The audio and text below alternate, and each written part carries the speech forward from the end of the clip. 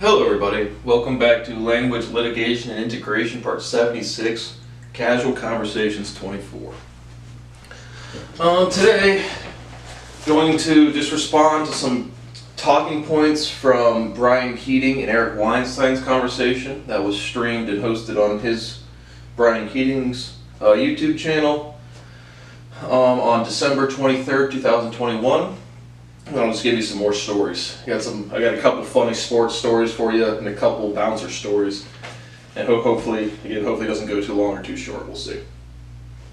But in their conversation, again, just going through not point by point, but just anything that stood out to me or had me thinking about anything. But the first thing they started talking about Eric is now working on the Galileo project to take UAPs and UFOs more seriously. After, and I quote, "I'm sympathetic with doubting UAP and UFO because it sounds goofy. Biology exists, human beings are arrogant. We're the only species in the universe, the whole fucking thing, or stupid. There's civilization everywhere, including this own planet, everywhere in the solar system, the galaxy, and every other galaxy, or human beings are incompetent. They can come in your house if they want to, so... Yeah, I don't know. I don't know how we can get more direct proof than that, but sympathetic with doubting UAP or UFOs, again, just is a statement of solidified sentiment arrogance. Complete denial of the society, like, oh yeah, it would never happen. It's just us. Yeah, that's it. We're so important. We just gotta, just us here, this whole thing, we gotta, who's gonna vote for the next president? That's the whole purpose of the entire civilization. Fuck no. Again, just a statement of complete idiocy, complete denial of scientific discovery, and again, one-liner jokes. Obviously, I mean, Eric says this himself, giving out ridicule for scientific denial. And again, as a scientist, Eric's a scientist. No, he's not a mathematician. He's just a goofball. Not a goofball. He's a weirdo. His words, not mine. I was delusional, Eric Weinstein. Yeah, you were. But again, I don't know what you guys really think you're gonna find. Again, we've gone over everything you got. You got a couple spaceships, you got a ton of data, you got some shit in orbit, you got pictures of people driving the spaceships. I know the fucking aliens. I don't like the word alien. I don't like the word abduction either. Just zoomies. We like zoomies, animal zoomies, alien zoomies, species-made zoomies. Come on, guys. I believe in you. But I really don't think what are you guys going to find besides that. I'm kind of the bridge. I'm kind of the guy doing shit. Like, you're gonna get more data, you get more pictures, and then they fuck with you. Like, the UFOs let you see them. It's not like a big convoluted thing for them. So I thought that was genuinely funny. But again, now he's working on the Galileo project to get more data. But again, they're still not sure. Again, our current state of sentiment of science is deny, and then present some statement that can't possibly be proven correct or incorrect, and then there's the doubt, and then yet we just sit there. Who knows if the aliens are out there? Maybe they're in your house right now, Eric. Who knows? But then they move on. They're really quick on the UAP, UFO, because again, you only say this, always say that, don't change your opinions, always say this, always say that. And it's just like, fuck, they're everywhere. Like, fuck. And again, it's like this Discovery Channel. Like it's not like a weird thing. It's like there's aliens in space, there's bugs in the woods. It's the same shit. It's literally the same shit with a little more technology and longer history. Literally. Ed Witten and the culture of string theory. Again, quick refresher on all of theoretical physics. Nobody's doing anything besides me again, obviously, but completely stagnated. They keep saying mathematics is doing healthy stuff, but guessing, they don't even know what a fucking prime number is. So it's like, oh yeah, mathematics is doing fine, but it's like games. It's like literally like, how many people at the party can you talk to, and then they know everybody and shit. It's like, who cares? Like who fucking cares? Build shit. But they talk about the role of like leadership, and Ed Witten basically who led the field or did a bunch of, and again, string theory is just some math equations. I agree with Eric, it's not going to hurt anybody, but taking data versus conclusion drawing. First of all, manipulating symbols and pure mathematics is not science to me. It just fucking isn't. But conclusion drawing, if you can't say your results simply and directly, you do not know what it is. If you can't ask a good question, you can't get a clear answer. Good questions answer themselves. And I have direction for scientific research and the leadership in the age of proof. I don't give a fuck about my own research. I give a fuck about what's proven. I don't give a fuck about my opinions. I don't have any. I just prove shit. And so, directing science, as in, Ed Witten contributed to string theory, and again, I shoot Ed quite a few emails every single day, literally. And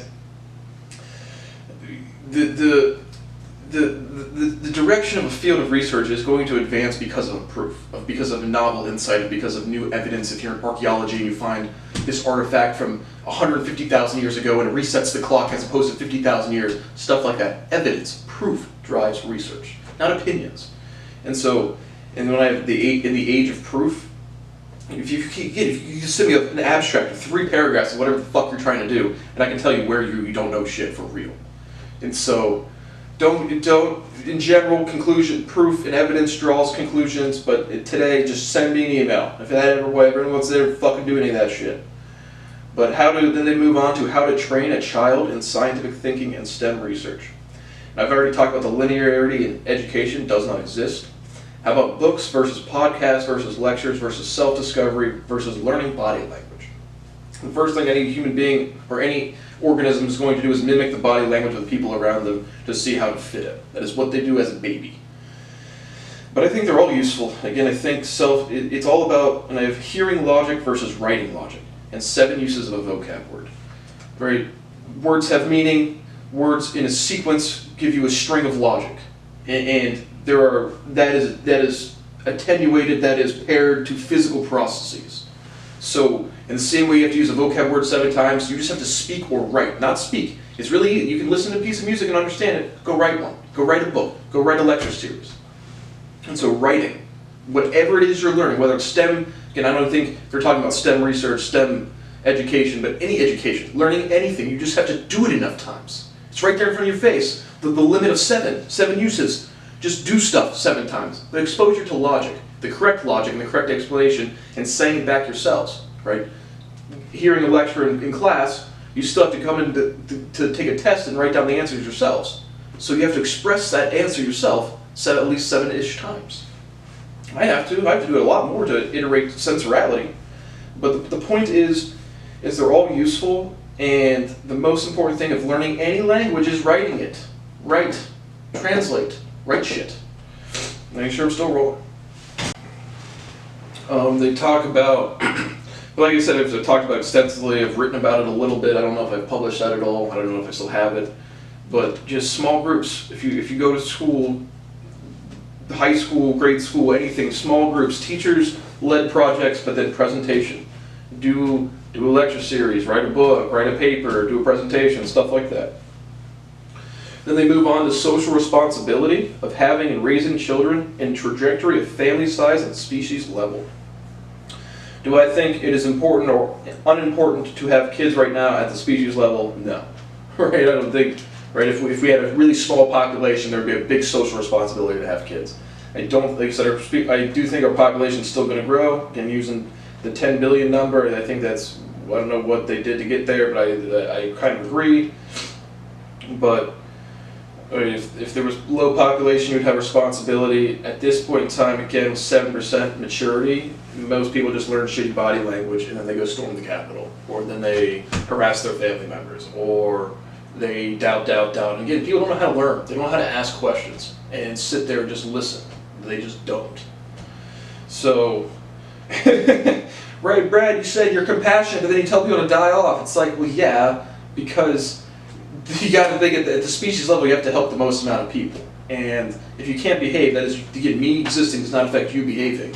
And if you can't behave and you're like 60, it's like, well, you're actually hurting people. Like, you're actually teaching people to stagnate, like, for real. Actions have consequences. Shit matters. Grow up. Like, I don't know what to say anymore. I just fucking don't. But again, just a quick note, if the only time there would be social responsibility of having children is if the population was really, really severely low. And then anyway else, species pretty much die and go extinct at some point anyway. So it's like, right, then they kind of get into nihilism. Eric doesn't want to talk about nihilism. But right, the nihilism is, oh, nothing matters, so nothing, we're all going to die, so nothing matters. Like, we're all going to die, so everything matters. A little bit. Like, it's not like everything super matters. Brad, real smart guy, doesn't matter that much either. our history doesn't matter that much, our technology doesn't matter dick. But so go enjoy your life. Go get shit done. Go be productive. Go be a better husband, wife, spouse, son, daughter, whatever. Just go be a good person, for fuck's sake.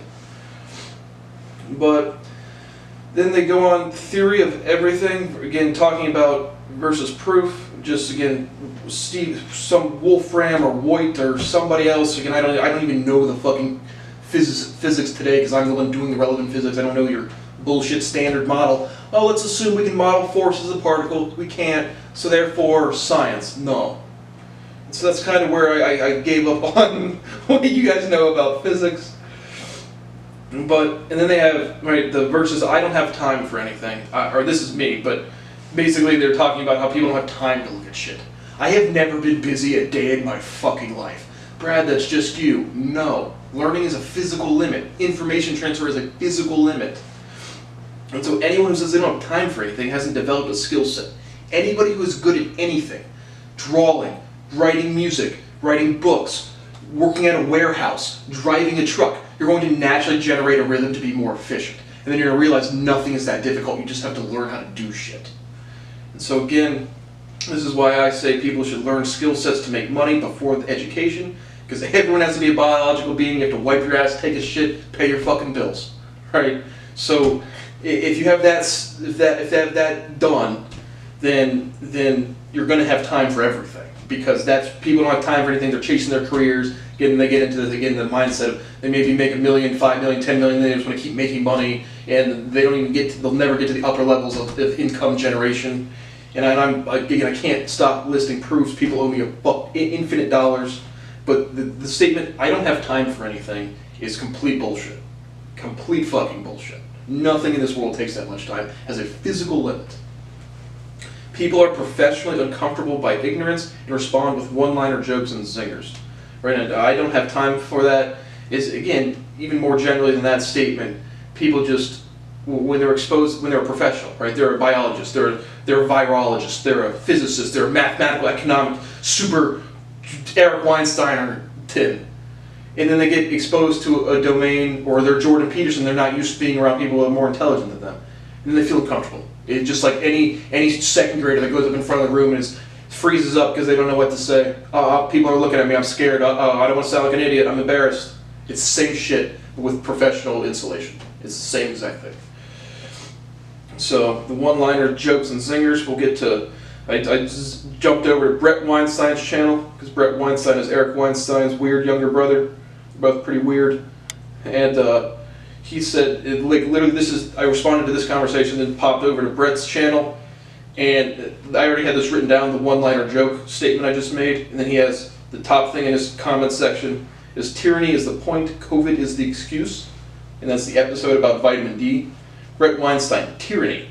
You really want to use the word tyranny for basic biological protection. Tyranny. Oh, okay, man. Sick. Awesome, Brett. Good job. Please stop having children. Seriously. But again, that was the one-liner joke and zinger from Brett Weinstein. Tyranny is the point. No, and biology exists to a biologist. Try your best, Brett, you stupid fuck. I think Eric did have a good differentiation of learning disability versus teaching disability. And should standardized testing be removed? Eric makes the point that his one way into college was standardized testing. I don't think standardized testing should be removed. I think it is good if it's consistent. Again, I've shown you the questions and my standardized testing that were just incorrect. Right? Competition isn't bad, but if it's inconsistent, it's not fair and it doesn't produce consistent results. So I don't think standardized testing should be removed. I don't think any sort of, again, race is not a thing to begin with, so it can't affect education whatsoever. But learning disability versus teaching disability, I certainly think both exist, but teaching disability is way more severe. Again, you can't say what you don't know, and if people go to school and then they become teachers and then they're just one subject or this or that, most likely, again, 7% maturity, they're just going to deny behavior in domains of ontology they don't understand. That is really just what's going to happen. So that's really the last thing they said about standardized testing. But again, at this point, proof matters. If you can't put up proof, the chick on Lex's podcast, what do we do? What do we do? What do we do? Well, you can prove something. You know, I'm not holding you back. No, you can just jump in the proof. There's millions of theorems you've never seen, so you just gotta learn those real quick. There's no problem over here. Just jump in the game, bro. Just hop in this shit. And then they talk about the Ghislaine Maxwell trial. Kind of a weird fucking name. I think that was Eric said Ghislaine. I think that's her name. And then I have, should any trial be private? I haven't looked at much of this, but it was just like there's no cameras in the court. Again, there's no privacy to begin with. So if you no secure comms channels. So for our society, no. Actions have consequences. If you can't have other people see you, do the time, don't do the crime. If you want to be a fucking pedophile, die. Excuse me. Just throw them away forever. They talk about a 12-year-old sitting on Jeffrey Epstein's lap versus a sexually adventurous 17-year-old. Again, I've already said 18-year-old's fine. As a 28-year-old dude, I don't even. I said I'm out of Tinder swipes, and I keep my shit on like a 25-mile radius from like age 22 to 32. That's really my zone. Basically, I couldn't understand like really wanting to seriously date an 18 to 22-year-old. Not because of the age difference, because of the maturity difference. And so, if you want to touch 12-year-olds, kill yourself. Like actually, fucking die. If you're attracted to 17-year-olds, also kill yourself and fucking die. It's just not that. It's just not. Just grow up. Just, again, I've been saying the same shit for 20 years. Grow up. But pedophilia is not something to be taken lightly, and it's absolutely fucking disgusting. And it's again the point of consent, right? The severity of a crime. I'm gonna go touch a kid, or I'm gonna go manipulate someone's sexuality. It's such a profound statement of selfishness. It's die. So, excuse me. They also talk about Eric was like the three things he wanted to talk about was the UAP, UFOs, psychedelics, which again is just all biology. So obviously all that shit should be illegal yesterday. Again, I've called for the direct biological order. No one gives a fuck. He also talks about porn. I watch porn. What kind of porn do I like? Anything that looks like a natural sexual encounter. That's literally it. That's what I'm going for porn. So again, they talk about like porn addiction or like porn being bad for society and damaging. If you're addicted to porn or addicted to that, I mean, it's just like, again, immaturity. You're a primitive animal. You're a fucking horny animal. Like, go mature. Grow up. One day that statement's going to kick in and people are going to actually grow up. That's really the end of the conversation. They talk a little bit. I have base in 2 iterations. Again, you can't prove me wrong. Take an object, expose it to momentum, light, vibration, and you see the shadow. You have 1 base in 2 iterations. Eric talks about 3 generations of matter, which that is exactly, that proof is somehow getting to those 3 generations. Generations are iterations. Generational is iterational. So that's what's going on there, Eric. But it's more of like one piece of mass and 2 iterations of shadows as the base, and then like the 7 uses of the vocab words, or the 7 colors. There's like the limits of range. But Eric also says collegiality, kind of like cordiality, kind of like colleague, but collegiality would be collegiate, like it's a specific form of the word college. So he uses collegiality like, again, colleagues, the generality of colleagues, but that's just a random word. And again, another word salad from our great friend Rick Weinstein. Nice. So those are just the responses. Again, I thought there were some good talking points for the structure of school. Again, I've talked about that quite a bit. But those are just any thoughts that popped into my head. Now a couple stories. So the talking points went a little longer than expected. So I'll tell you a bouncer story. I told you about, again, all my old shitty friends getting into the bar, like the O patio at Ohio State University. Like I said, I was bouncing there not a long time. I was not the big 3-6 months. That was really my stint as a bouncer. But I'll give you a story since talking about porn and sex and weirdos. So, Ohio State football, anyone who's like in the world, not the world, but United States knows Ohio State football is like a big thing here. And again, grew up with it. It was always fun to see the OSU game, and then I went to school there, and I was like, holy fuck, this is a super cult. After I'd already got scapegoated, but the other patio right on High Street in Columbus, Ohio, if you know the area. But one day, in the football games are always huge. The owner used to tell us like he would make the rent or like the operating cost for the entire bar for like the first like 2 home games of the season. So it's got to be a pretty good business if that shit's still running. But I mean, they have a indoor bar and an outdoor patio, and so the outdoor patio's got like at least when I was there, again, just like a metal fence around it. You got a connected kind of bar, the main bar, and then just like this big outdoor patio. And on one of the home football games, again, there's guys and girls. The place is jam packed, and a bunch of girls are sitting up on the metal thing, and just to be direct, like their ass is just like sticking out through like the back of right. You have a metal grate, and you're sitting on it, and your ass is kind of just sticking out the back. And again, these are college chicks, 18 to 23, 24. A lot of people get in with their fake IDs, and there's this dude that comes along. This is after the game. Everyone's letting out. There's people walking everywhere, and this dude, drunk as fuck. He's like probably 45 years old, and he just like sloppy drunk walking down the street with a group of people, and he just goes by the girls and literally just starts grabbing ass on all of them. And I am just sitting there looking at this like, what the fuck is this? So I go over there, and again, like I said, I'm not prone to violence, but this shit got me boiling. And I didn't know what I was gonna fucking say to the guy. I literally just put my arm around him because he's like touching people, and they're like, call the cops, call the cops. I literally put my arm around him. I'm like, dude, if you do that again, I'm gonna take a fucking fork and I'm gonna rip your fucking intestines out.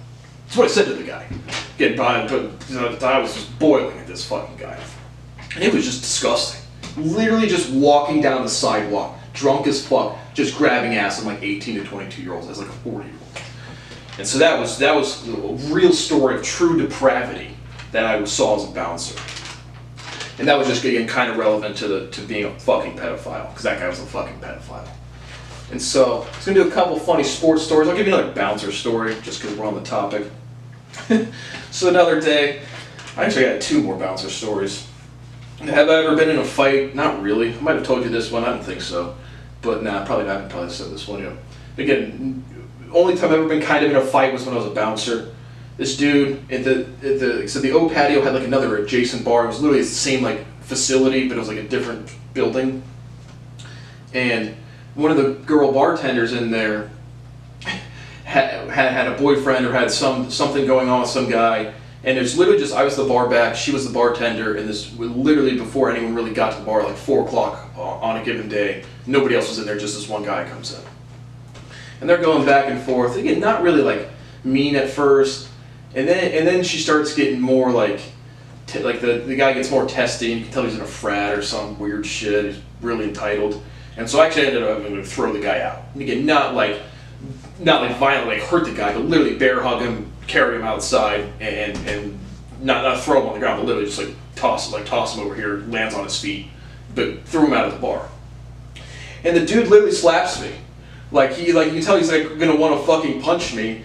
And the time, I was at peak strength, and again, I don't think being a strong weightlifter has really anything to carry over to fighting technique. I'm certainly athletic, and I can throw a punch, that's for damn sure. But being a big dude versus someone who's a trained fighter, I'm gonna go with a trained fighter. 2 untrained fighters, mass is gonna go a long fucking way. Dude slaps me. Literally don't react, because as a bouncer, you're supposed to be stoic. You're supposed to be pacifying by your actions, just calming people down, not the guy that's stirring up the violence.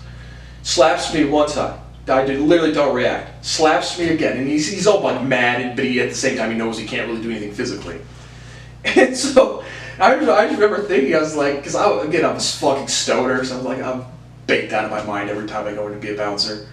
And just saying, like, this dude just slapped me twice, like, I really don't care. And like, this is like, why would that not strike you as something you shouldn't do again? You slap a guy twice in the face, does not react, he's way bigger than you. It's not going to go well for you. So I take my shirt off, I'm like, okay, because I think violence is fucking retarded. Fighting doesn't do shit, especially fist fighting. Again, disrespect you enough to threaten your life, do what you got to do to defend yourself. Past that, just walk the fuck away. Take my shirt off, I throw a punch, and I might have told you this one, but I missed the dude. I kind of just like brushed him with my forearm, and he like goes flying back into like the metal grating where the pedophile's grabbing ass. Like goes back there, and then two other dudes, because like, this was like the adjacent part, and there was a couple people on the outside patio of the main place, and these other two dudes just come over and were like, "You dude," to the guy that got knocked down, he was like, "You don't want to do this, like you don't want to go here, this, that, blah blah blah." So that kind of diffuses the situation. He leaves the scene basically screaming, "Oh, my dad! You don't know who my dad is?" Yeah, I still don't know who the fuck your dad is, bro. Still don't know. So I'll tell you some more stories. So actually, just one more stories. I do have a couple funny sports stories, but this episode is getting long. So one other time when I was being a bouncer, again, started out as a bouncer, then you're bar back for a little bit, and again, I was only there 3-6 months, I mean a very short time. But one day we're in there, and again, probably, I don't know, not late, but it was a decently packed day. It was not like a football game day or anything like that, but just like a 7, probably like 8, 9, 10 o'clock, probably like 10 o'clock on a Thursday. Some people are out and about drinking, partying, some people aren't. But again, wasn't shoulder to shoulder packed area, and this is inside when I was being a bar back at the time, and I was not actually the bouncer letting people in. And so, again, this is like a college bar. Most 90% of the people in there are college people from frats and sororities and this place and that place, but just college kids. And one day we get a couple very interesting characters come in. I mean, these dudes are tatted up, literally head to toe, face tats, I mean, completely inked. And they're, again, probably like 35. 35, 40. I mean, they're definitely outside of the normal crowd. And they walk in there. And again, like I said, I sold some weed, I've definitely sold the weed, but I can see when a dude has a gun. Like, legitimately has a gun. Obviously, you can't be armed in this place, but they weren't being like violent or threatening in any way, but you could tell they were fucking clearly drug dealers that literally just went and sold a good amount of something.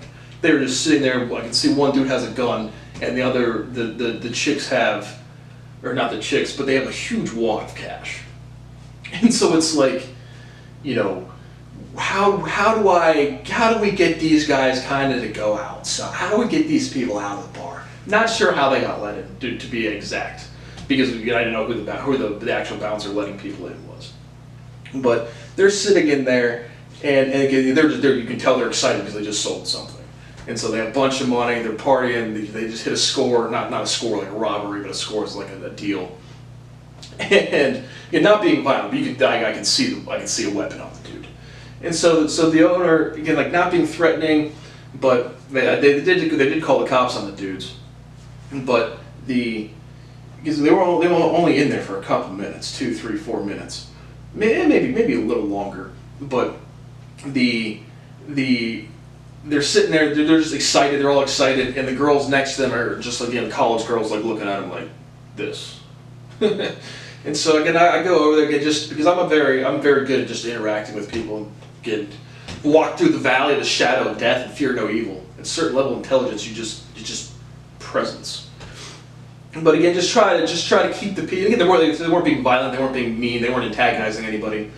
But the girls are just looking at them all funny. And one of the dudes just goes, and honestly, I laughed. The guy goes, "What the fuck are you looking at, cunt?" And again, not in a violent way. Like I said, I could tell he had a weapon on him, but it wasn't like they were just excited about the deal they had. And so, I leaned into the dude because again, I didn't know anything about the girls, but my goal is just to keep this as peaceful as fucking possible. And so I audibly laughed a little bit. I was like, "Hey, I can't tell you you're wrong. You know, the most college girls are pretty cunty. Again, just to keep them happy, keep them not going anywhere south." But the dude kind of chuckles and laughs back, And I'm like, dude, come on, like you gotta understand this is a college bar. Most of these girls, again, and I literally leveled with the dude. I didn't tell him I was a drug dealer. I was like, I get what's going on, and I respect you for it. And you can tell he's like, oh, okay. And then so I was just like, kid, like, can you guys like kind of like maybe find another bar to go to? And after leveling with the dude and just being respectful, it worked. And so the cops did coming to that, just because of the weapon. But again, they weren't like threatening people. Like you can't have a fucking gun in a bar.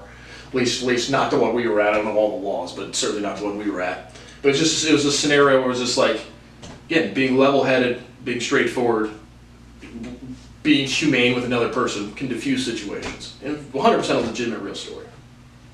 So I was going to do a couple funny sports stories, but this episode's just getting long, so I'll put that into probably tomorrow or some other day. I'm going to probably watch the Kurt Warner Underdog. I'll do a movie review later today. Got one music piece done, got a guitar lesson done on that.